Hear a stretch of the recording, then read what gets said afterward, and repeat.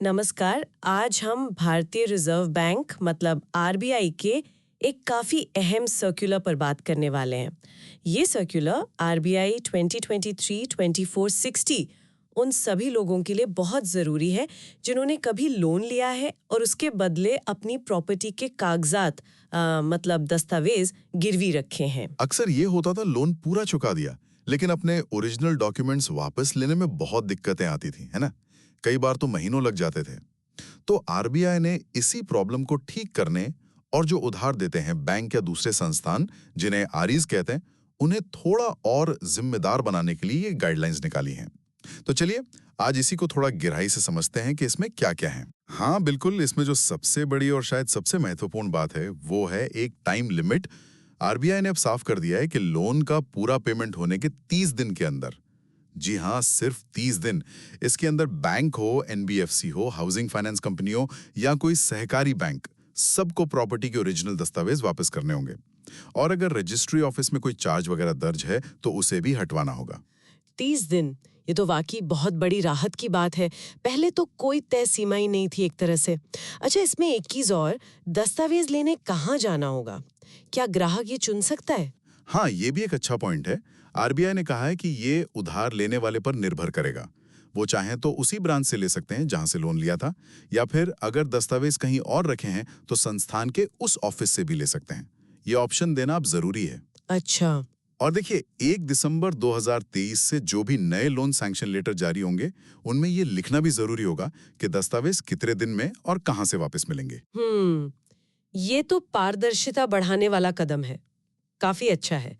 लेकिन एक सवाल मन में आता है, अगर मान लीजिए कोई बैंक या एनबीएफसी 30 दिन में कागजात नहीं लौटाता है, तब क्या होगा? क्या कोई सजा या जुर्माना है? हाँ, यहीं पर आरबीआई ने इस बार सख्ती दिखाई है। अगर देरी बैंक या संस्थान की वजह से हो रही है, मतलब उधार लेने वाले की कोई गलती नहीं है, तो संस्थान को हर्जाना देना होगा। और हर्जाना भी कम नहीं, हर दिन की देरी के लिए 5,000 रुपए। 5,000 रुपए प्रतिदिन। जी हाँ, 5,000 रुपए प्रतिदिन। और साथ में संस्थान को लिखित में ये भी बताना होगा कि देरी क्यों हुई। बाप रे, ये तो बहुत बड़ा अमाउंट है। ये तो वाकई संस्थानों पर दबाव डालेगा कि वो समय पर काम करें। अच्छा, एक और स्थिति सोचिए। अगर भगवान ना करे लेकिन अगर ओरिजिनल दस्तावेज खो जाएं बैंक से, या मान लीजिए खराब हो जाएं, तब ग्राहक क्या करेगा? ये भी एक मुश्किल स्थिति हो सकती है और आरबीआई ने इसके बारे में भी सोचा है। अगर दस्तावेज संस्थान की गलती से खोते हैं या खराब होते हैं तो उनकी जिम्मेदारी है कि वो ग्राहक की मदद करें। मतलब डुप्लीकेट या सर्टिफाइड कॉपी बनवाने में पूरी सहायता करनी होगी और उसका जो भी खर्चा आएगा वो भी संस्थान ही उठाएगा। अच्छा, मतलब खर्चा भी वही देंगे। हाँ, और इसके ऊपर वो जो 5,000 रुपए रोज वाला मुआवजा है वो भी देना होगा। वो भी देना होगा दस्तावेज खोने पर भी। जी बिल्कुल। हालांकि इसमें एक छोटी सी रियायत है, क्योंकि डुप्लीकेट दस्तावेज बनवाने में थोड़ा ज्यादा समय लग सकता है। तो इस केस में मुआवजा 30 दिन के बाद नहीं बल्कि 60 दिन की देरी के बाद शुरू होगा। मतलब संस्थान को कुल 60 दिन का समय मिलेगा दस्तावेज की सर्टिफाइड कॉपी अरेंज करने के लिए।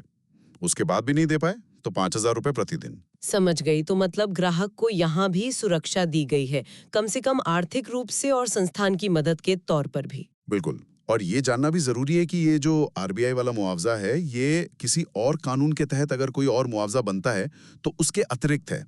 मतलब वो अलग मिलेगा, ये अलग। एक और बात इसमें अहम है। अगर मान लीजिए लोन लेने वाले की मृत्यु हो जाती है तो उनके जो कानूनी वारिस हैं, उनको दस्तावेज लौटाने की प्रक्रिया क्या होगी ये भी संस्थानों को बिल्कुल साफ रखनी होगी। और इस प्रक्रिया को अपनी वेबसाइट पर भी डिस्प्ले करना होगा ताकि वारिसों को पता हो कि क्या करना है। ये भी जरूरी है। तो कुल मिलाकर देखें तो ये गाइडलाइंस वाकई ग्राहकों के हक में है, लोन लेने वालों के अधिकार मजबूत हुए हैं और संस्थानों की जवाबदेही बढ़ी है। हाँ, सही कहा आपने। ये नियम उन सभी लोन पर लागू हैं जहां दस्तावेज लौटाने की ड्यू डेट 1 दिसंबर 2023 या उसके बाद आती है। तो अगर किसी ने हाल ही में लोन चुकाया है या चुकाने वाला है तो ये जानकारी उनके बहुत काम की है।